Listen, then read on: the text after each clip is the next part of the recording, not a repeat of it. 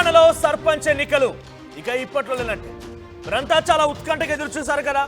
సర్పంచులు లేని గ్రామాలుగా సుమారుగా ఏడాదిన్నర కాలం పాటుగా వెలవెలబోతున్నాయి.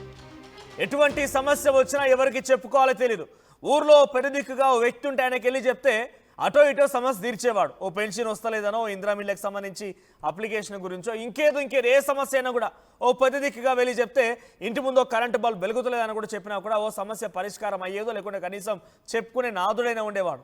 కానీ ఇప్పుడు అధికారులు స్పెషల్ ఆఫీసర్ పాలన అని చెప్పేటువంటి పేరిట జరిగేటువంటి ఈ పరిణామాల్లో అంతా అనుకున్న స్థాయిలో గ్రామ పంచాయతీల్లో ప్రజలైతే వారంతా ఎక్స్పెక్టెడ్ లెవెల్ అయితే సమస్యను చెప్పుకోలేకపోతున్నారు.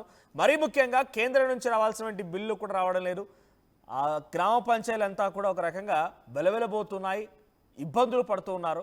సో ఈ నేపథ్యంలో రేపో మాపో సర్పంచ్ ఎన్నికలు వస్తే మన ఊరికో గ్రామ పంచాయతీకో సర్పంచ్ ఉంటాడు కదా అని చెప్పి చాలామంది ఉత్కంఠగా ఎదురు చూసిన సందర్భం ప్రజల పాయింట్ ఆఫ్ వ్యూలో అయితే, మరోవైపుగా సర్పంచులు కావాలన్న ఒక ఆలోచనతో సుమారుగా 10,000కు పైగా గ్రామ పంచాయతీలో చాలామంది యువకులంతా కూడా ఆసక్తిగా ఎదురు చూస్తున్నారు.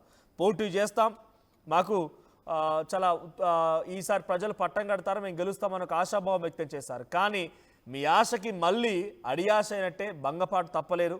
తెలంగాణలో ఇప్పుడు సర్పంచ్ ఎన్నికలు పెట్టలేమంటూ ప్రభుత్వం మరోసారి కోర్టుకు వెళ్తోందట. ఈ నిర్వహణకు మరికొంత సమయం కావాలని అడుగుతోందట తెలంగాణ ప్రభుత్వం. రాష్ట్రపతి గవర్నర్ దగ్గర రిజర్వేషన్ బిల్లు పెండింగ్లో ఉన్న నేపథ్యంలో ఎన్నికలకి వెళ్ళలేకపోతున్నామని చెప్తుందట ప్రభుత్వం. రాష్ట్రపతి గవర్నర్ నుంచి అనుకూల నిర్ణయం వస్తుందనే భావనలో ఉన్నారట.